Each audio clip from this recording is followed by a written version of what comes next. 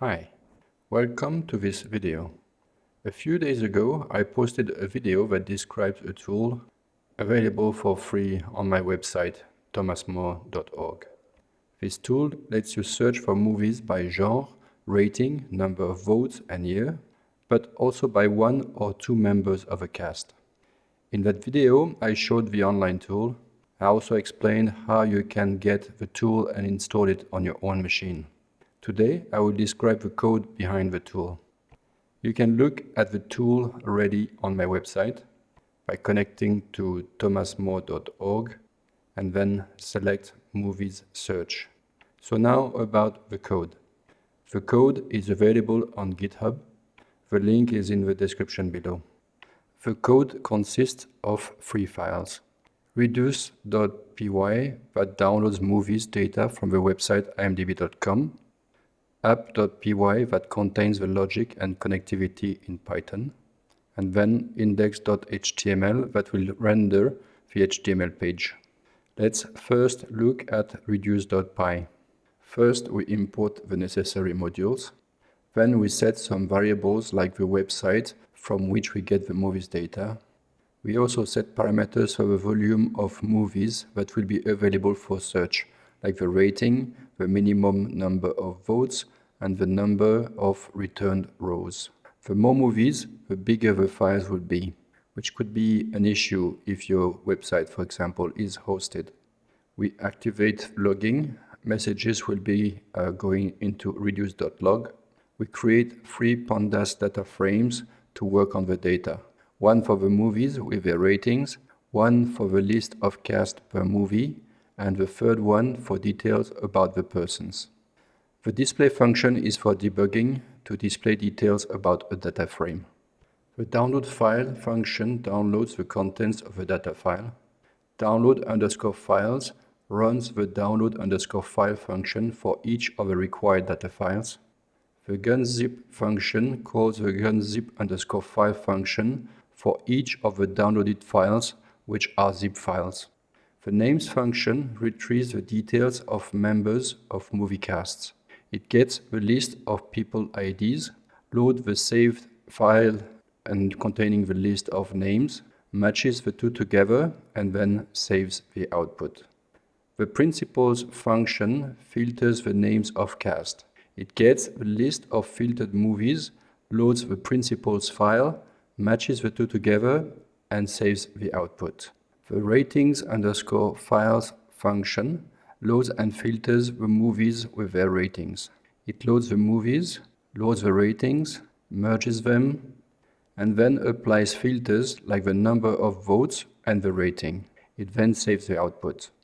The reduce function executes the ratings_titles, principals, and names functions that we listed above to load, filter, and save the data. Finally, the main function launches the download, the unzipping, and the reduction of volume of data. Here is app.py, which contains the logic and the web server. First, we import libraries. Then we set a few parameters like the max number of rows, the minimum rating, and the minimum number of votes. We create the pandas data frames to contain the data. We activate logging in case we need some debugging. The Flask command is to include a web server that will serve the application in a browser. We set up Flask cores to allow accessing the API from another machine or port. And we use Flask session to avoid a pop-up message for resubmission. The slash function is the entry point for the web server interface that we use in index.html. If a user selects extract in index.html, we will search for movies by calling the movies function, which is in this file a bit below. If a user presses the download button, we create a workbook. We initiate the sheet in the workbook. We get the movies from the session, and we fill the spreadsheet with the movies search results. We then return the workbook for download. The redirect section is there to avoid a form resubmission pop-up. It saves the results into Flask session. The render section returns the index.html page, including the results. Find_names is used to return a dynamic list of persons based on what the user typed in the browser. Q is what the user has typed to find a person. We will filter df_names, which is the list of all available persons in our dataset, and we return the list with the return df.toJSON. The movies function reads the parameters coming from the browser, like the genre, the members of a cast, and the rating. It then calls find_titles function that will actually apply the filters. Find_titles starts with df_ratings_titles data frame that contains the list of available movies. It then filters, if necessary, on the member or members of a cast. It then applies filters on the genre of a movie, the rating, the number of votes, and the year.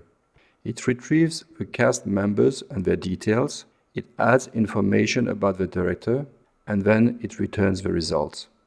The init function loads the data in memory to avoid reloading it at each request. List_genres is a utility function that I use to list the available genres. The function names loads the list of people into memory. The function principals loads the list of casts per movie into memory. The function ratings_titles loads the movies with their ratings into memory. The setSheet function fills the workbook if the user chose to download the data. Finally, in the main, we initialize the system, which consists in loading the data into memory, and then we start the web server with app.run. The index.html file creates the user interface, browser-based. It contains a form to contain the user interface elements like search fields and buttons. We include links to jQuery that will enable connectivity between the user interface and the code in the background. Then we have some specific JavaScript code that creates the interactive search for the cast members. We trigger a search when there is a key up, but only if the user has typed at least 3 characters. And we use a get.json to send the request to the backend. When we get a reply, we create the options of the select dropdown. This code is linked to the 2 cast members dropdowns by the code on lines 57 and 58.